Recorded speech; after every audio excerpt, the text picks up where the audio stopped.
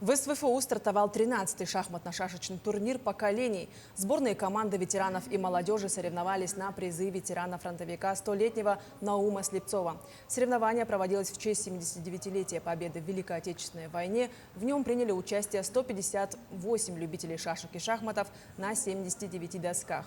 На торжественной церемонии открытия вынесли знамя победы. Команды победителя определятся по наибольшей сумме набранных очков участниками команд.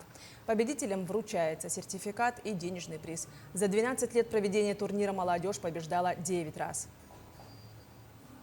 Ежегодно этот матч проводится на количестве досок, соответствующем году празднования победы в Великой Отечественной войне.